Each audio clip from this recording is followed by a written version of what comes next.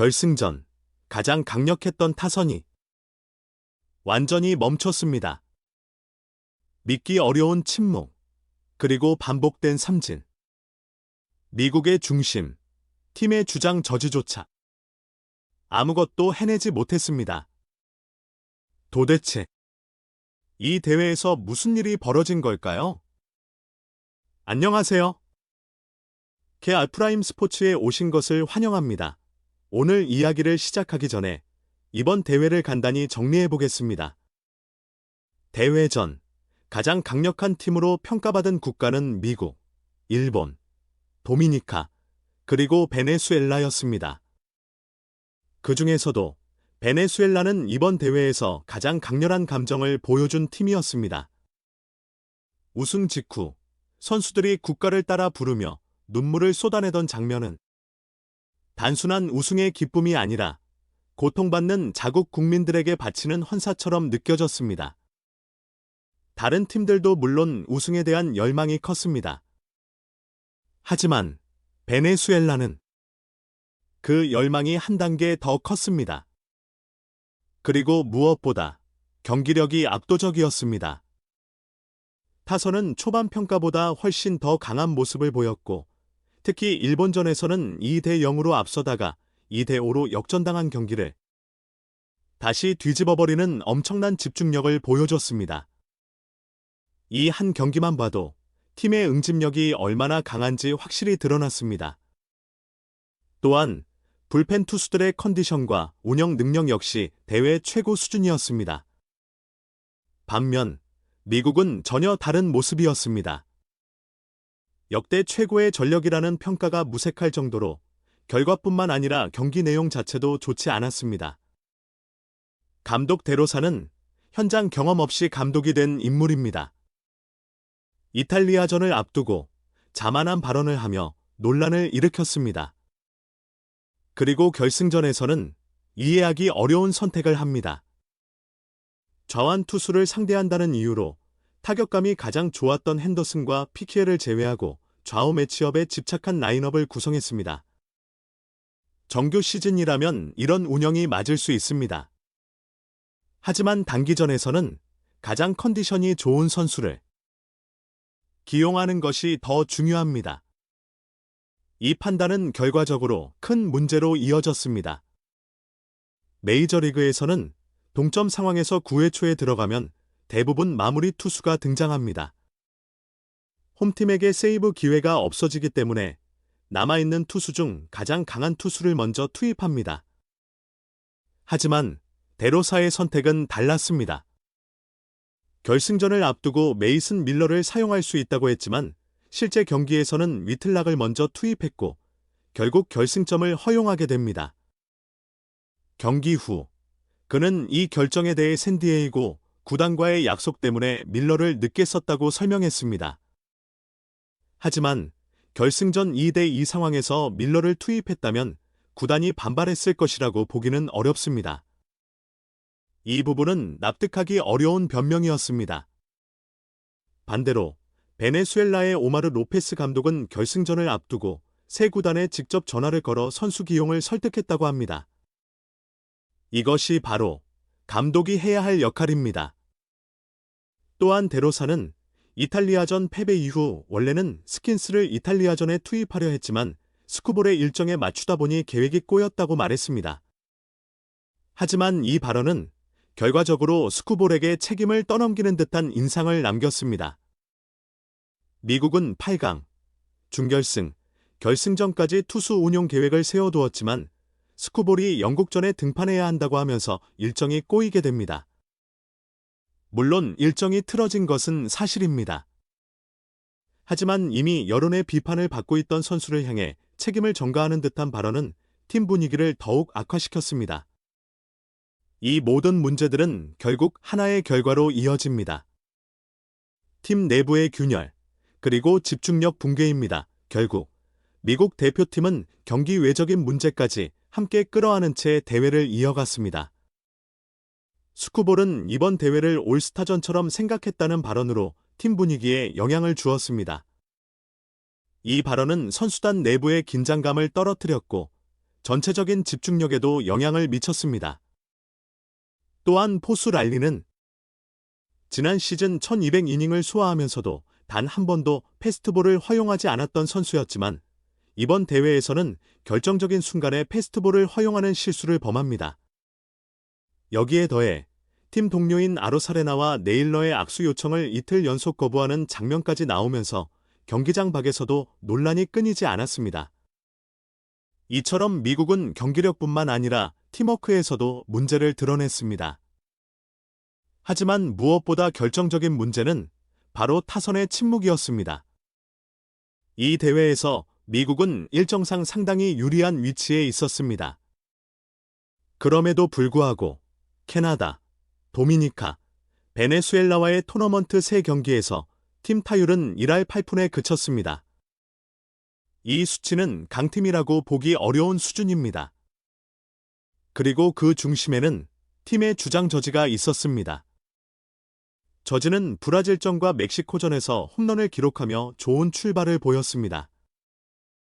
도미니카전에서는 훌리오 로드리게스가 홈런을 훔쳐가는 장면도 있었습니다. 하지만 가장 중요한 순간들에서 그는 침묵했습니다. 이탈리아전에서는 핸더슨, PCA, 앤서니가 0대8에서 6대8까지 추격을 만들어냈지만 마지막 타석에서 저지는 삼진으로 물러났습니다.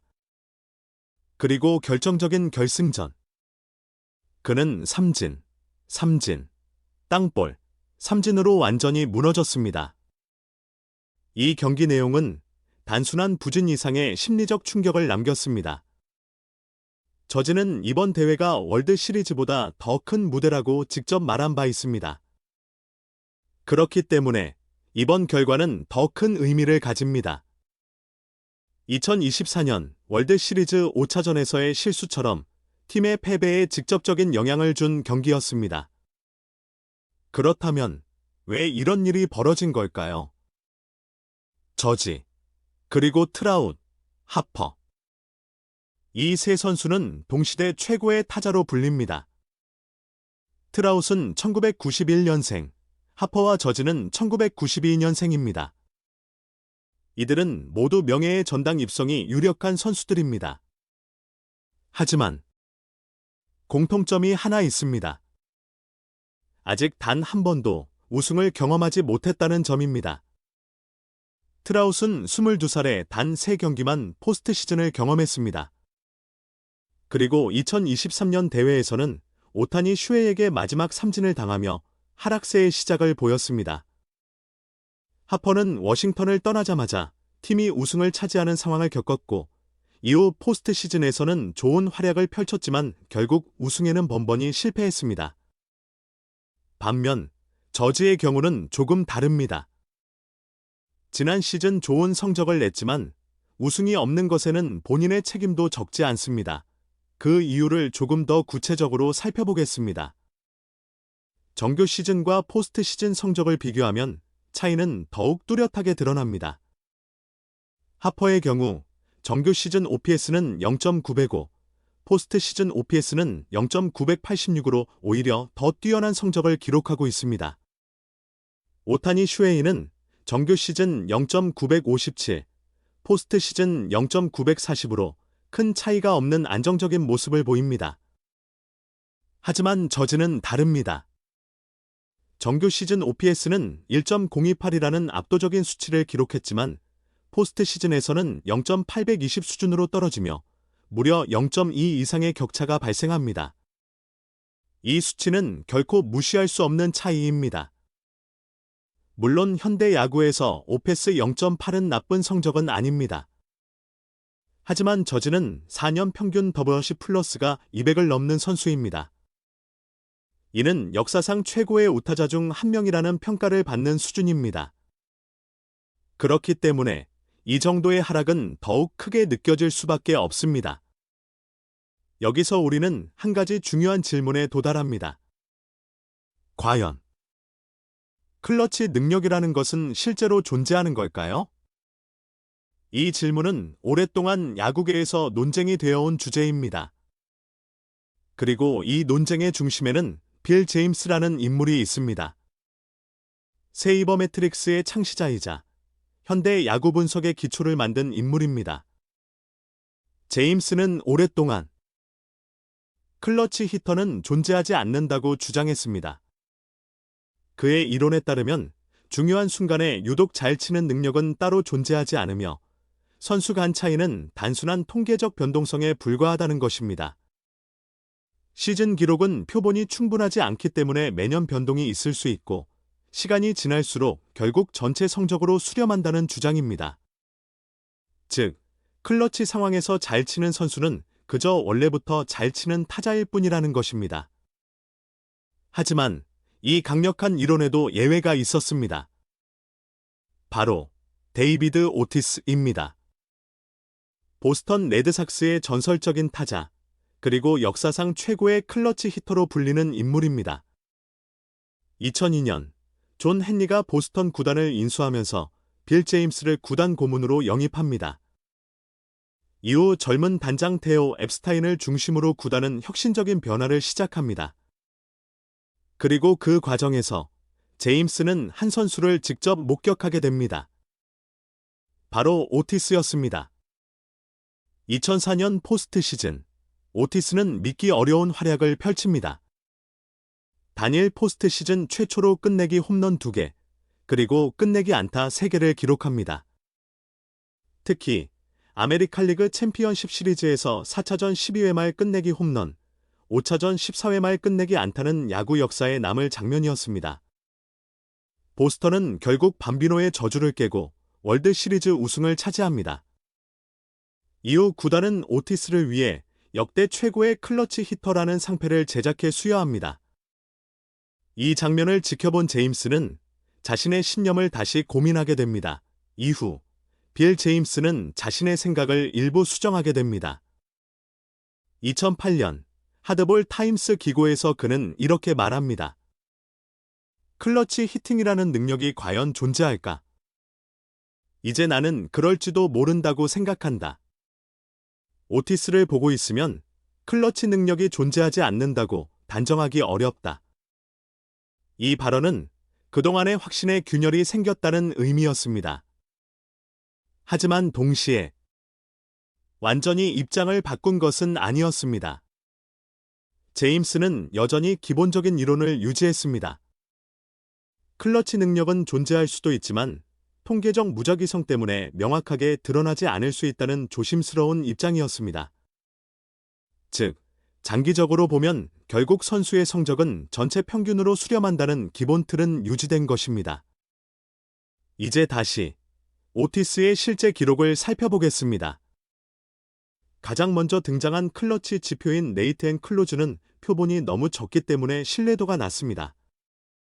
그래서 보통은 레버리지 지수를 기준으로 분석을 진행합니다. 타석의 중요도를 기준으로 상, 중, 하로 나누는 방식입니다. 그 중에서도 가장 중요한 상황인 하이 레버리지에서의 성적이 핵심입니다. 오티스의 하이 레버리지 OPS는 0.943입니다. 그리고 전체 OPS는 0.931입니다. 두 수치는 거의 차이가 없습니다. 포스트 시즌 통산 OPS 역시 0.947로 역시 큰 차이가 나지 않습니다. 즉, 오티스는 특정 순간에만 특별히 강한 타자가 아니라 전체적으로 뛰어난 타자였다는 해석이 가능합니다. 물론 2003년부터 2007년까지는 폭발적인 구간이 있었지만 커리어 전체로 보면 결국 평균으로 수렴하는 모습을 보입니다. 이 점에서는 제임스의 이론이 맞았다고 볼 수 있습니다. 그렇다면 다른 선수들은 어떨까요? 오타니 슈에이의 경우 하이 레버리지 OPS는 1.028로 전체 OPS 0.957보다 훨씬 높은 수치를 기록하고 있습니다. 이는 중요한 순간에서 더 강한 모습을 보인다는 의미입니다. 하퍼는 하이 레버리지 OPS가 0.901로 전체 성적과 큰 차이가 없지만 포스트 시즌 성적이 특히 뛰어난 특징을 보입니다. 그리고 저지의 하이 레버리지 OPS는 0.964로 상당히 훌륭한 수치입니다. 하지만 그의 전체 성적에는 미치지 못하며 포스트 시즌에서는 더 큰 하락을 보입니다. 정리해보면 오타니는 하이 레버리지, 포스트 시즌, 정규 시즌 순으로 강하고 하퍼는 포스트 시즌, 하이 레버리지, 정규 시즌 순이며 저지는 정규 시즌, 하이 레버리지, 포스트 시즌 순입니다. 그리고 놀랍게도 오타니의 하이 레버리지 성적과 저지의 전체 성적이 거의 동일합니다. 이 차이는 현재까지는 매우 명확합니다. 하지만 선수들이 은퇴할 때쯤에는 이 수치들이 서로 가까워질 가능성도 있습니다. 그렇다면 결국 이 차이는 무엇에서 오는 걸까요? 이 질문에 대한 답을 찾기 위해 우리는 선수들의 성향까지 함께 살펴봐야 합니다. 하퍼를 먼저 보겠습니다. 하퍼는 자신이 홈런을 친 포스트 시즌 경기에서 팀이 전승을 기록하고 있는 선수입니다.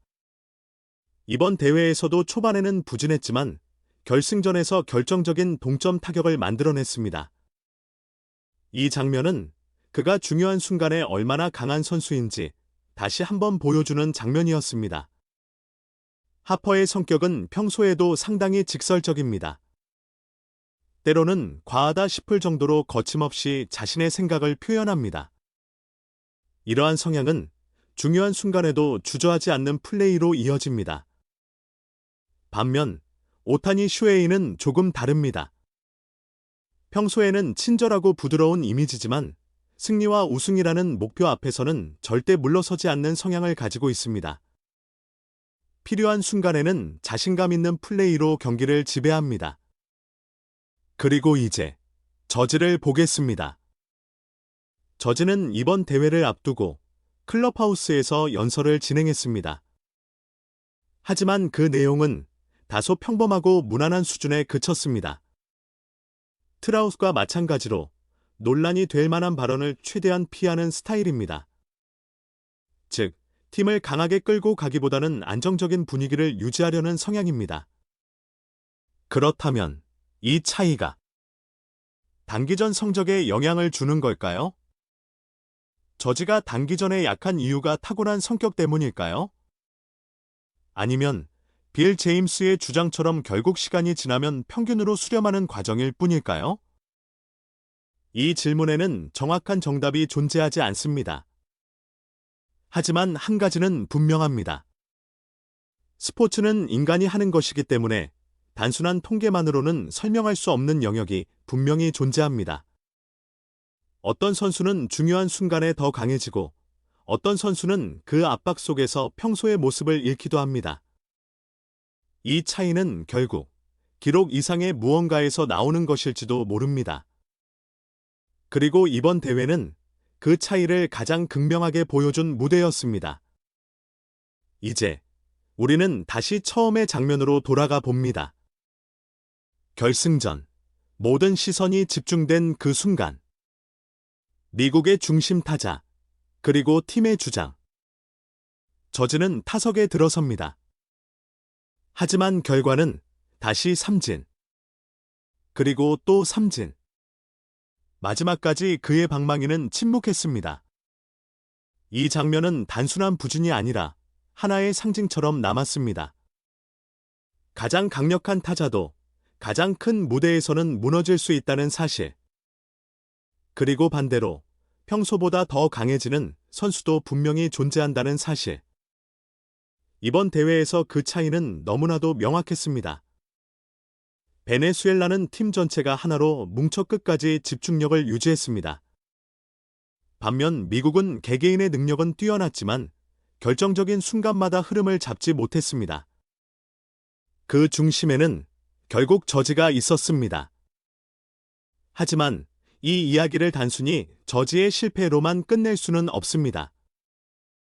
왜냐하면 스포츠는 실패를 통해 더 큰 이야기를 만들어내기 때문입니다. 지금까지 수많은 선수들이 큰 무대에서의 실패를 발판으로 다시 일어섰습니다.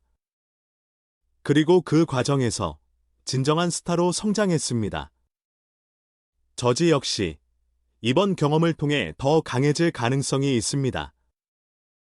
중요한 것은 이 실패를 어떻게 받아들이고 어떻게 바꿔 나가느냐입니다. 과연 그는 다음 국제대회에서 완전히 다른 모습으로 돌아올 수 있을까요? 그리고 그때 우리는 지금과는 전혀 다른 결말을 보게 될지도 모릅니다. 이것이 바로 스포츠가 계속해서 우리를 열광하게 만드는 이유입니다. 안녕하세요. 그리고 끝까지 시청해 주셔서 감사합니다. 케어 프라임 스포츠였습니다.